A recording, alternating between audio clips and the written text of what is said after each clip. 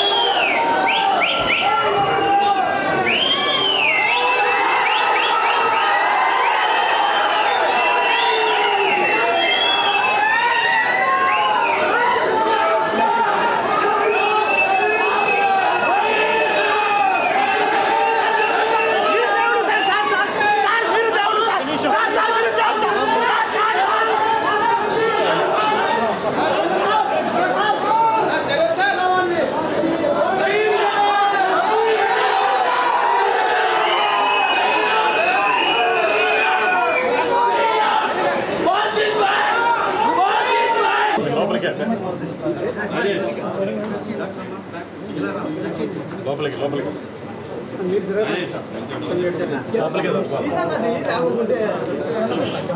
Sir మీరు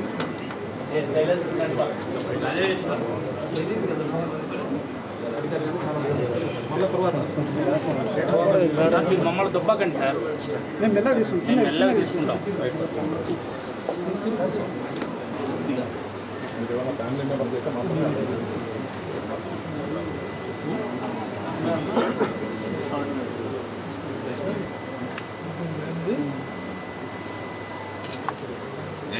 camera కంటే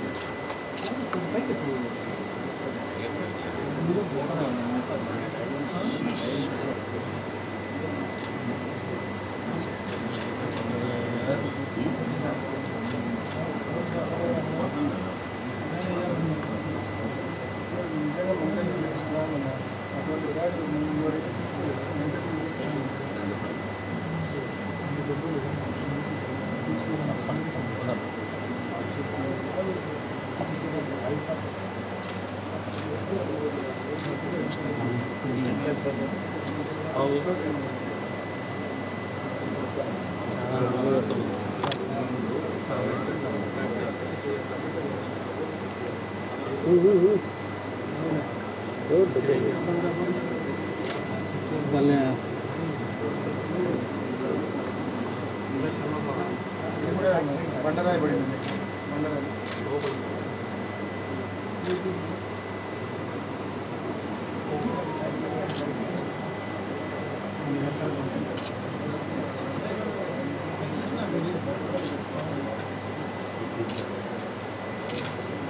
పాప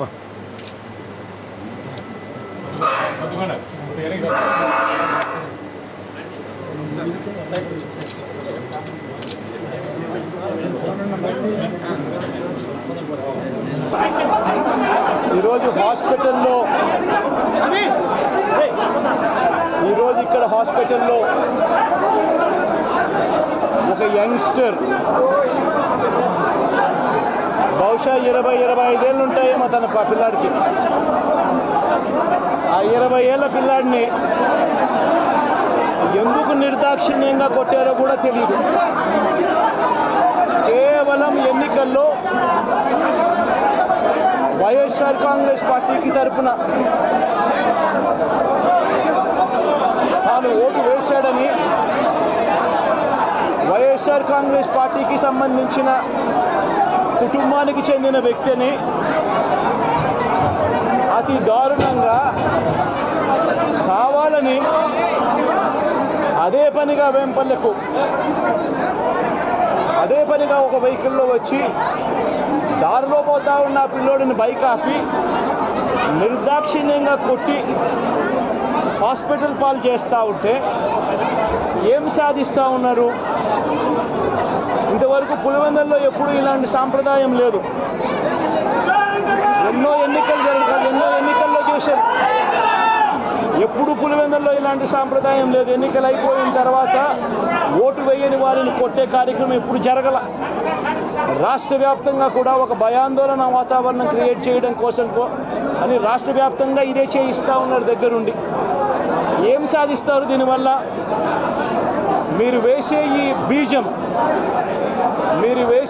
బీజం చేసే ఈ చెడు సాంప్రదాయం రేపొద్దున మళ్ళీ తెలుగుదేశం పార్టీ కార్యకర్తలకి చుట్టుకుంటుంది. చంద్రబాబు నాయుడు అనుకుంటా ఉన్నాడు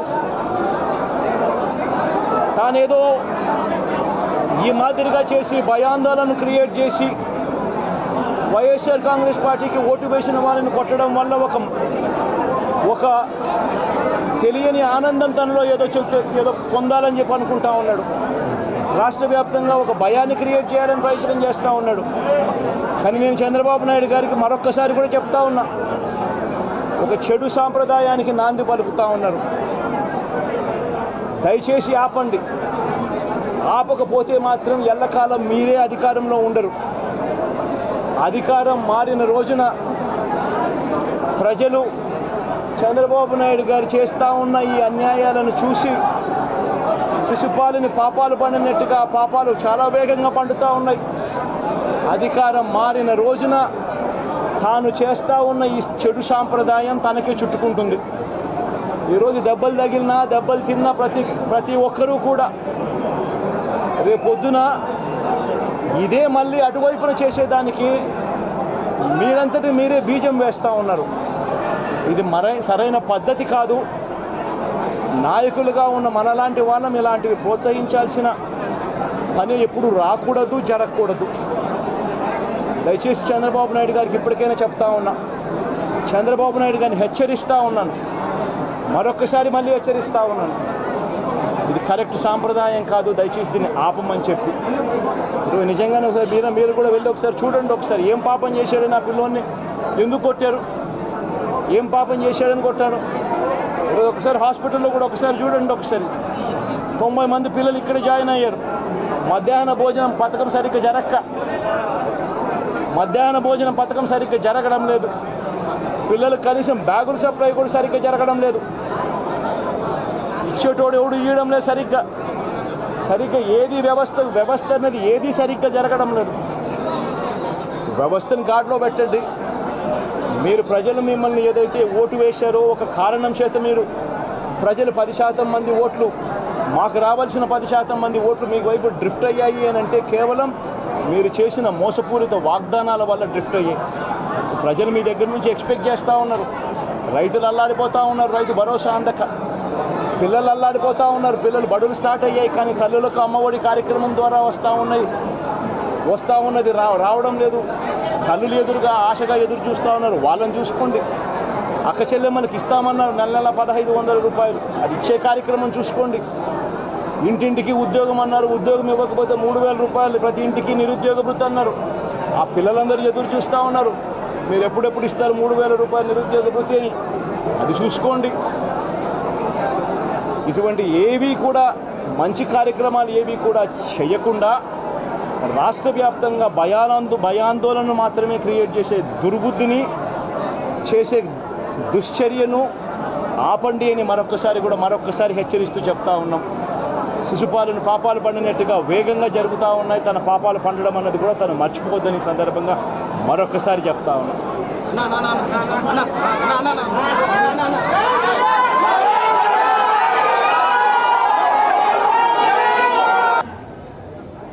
నిన్న సాయంత్రం నా సమీప బంధువు, నాకు అత్యంత ఇష్టమైనటువంటి వ్యక్తి,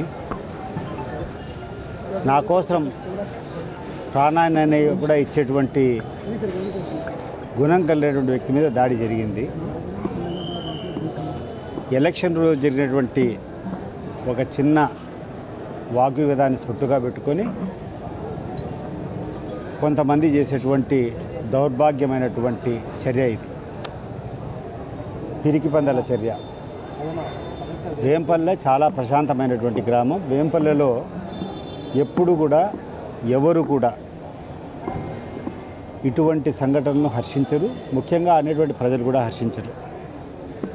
ఈ యొక్క దాడికి వెనకలు కలిగినటువంటి కారణం అంతా ఒకటి. వేంపల్లె ఒక సంపన్నమైనటువంటి బాగా ఎదుగుతున్నటువంటి పట్టణం. ఆ పట్టణంలోకి రౌడీయిజం పేరుతో ఇటువంటి కార్యక్రమాలు చేసి మేము ఇక్కడ అత్యంత గౌరవం ఉన్నటువంటి వ్యక్తిని మేము ఈ రకంగా చేశాము, మేము ఏమైనా చేయగలుగుతామనేటువంటి ఒక సంకేతం పంపించడానికి ఈ యొక్క కార్యక్రమం జరిగింది. తద్వారా ప్రజలను భయభ్రాంతులను చేయడం, అక్కడటువంటి సామాన్య ప్రజలను బెదిరించి వాళ్ళ దగ్గర నుంచి రౌడీజం చేసి పబ్బం గడుపుకోవాలనేటువంటి ఆలోచనతో జరిగినట్టు నాకు అనిపిస్తుంది. నేను వీళ్ళందరికీ కూడా హెచ్చరిస్తున్నాను, మీరు ఎన్ని ఇటువంటి కార్యక్రమాలు చేసినా, మీరు ఎంత రకంగా రెచ్చగొట్టినా ప్రజాస్వామ్య పద్ధతిలోనే మీకు తిరిగి జవాబు చెప్తాం.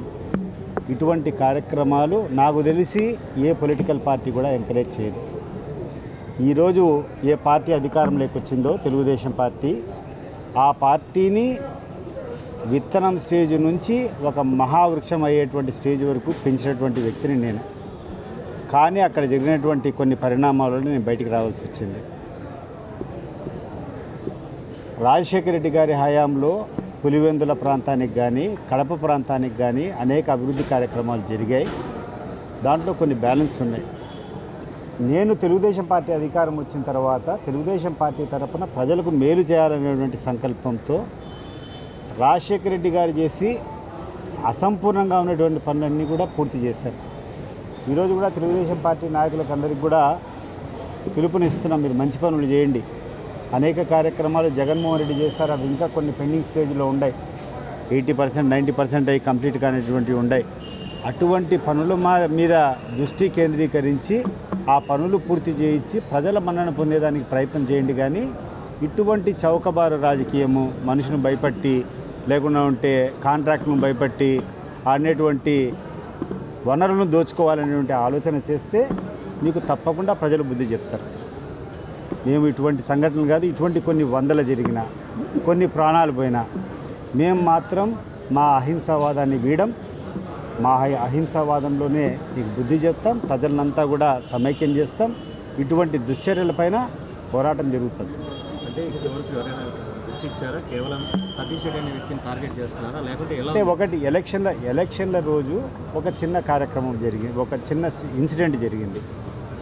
ఒక పోలింగ్ బూత్ దగ్గరికి రఘునాథ్ రెడ్డి అనేటువంటి వ్యక్తి రావడము, ఒక చిన్న సంఘటన చేయి చూపించి దుర్భాషలాడడం జరగడంతో అన్నటువంటి నా కుమారుడైతే మిగతా వాళ్ళంతా కూడా అక్కడ రివోల్ట్ కావడం జరిగింది. అంటే ఇట్ వాజ్ ఓవరాల్ ఒకరికొకరు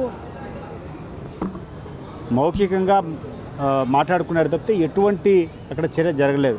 దాన్ని అడ్డం పెట్టుకొని దానికి ప్రతీకారంగా ఇది చేసినామనేటువంటి రకంగా సృష్టించడానికి ప్రయత్నాలు జరుగుతున్నాయి. కానీ వాస్తవం అది కాదు.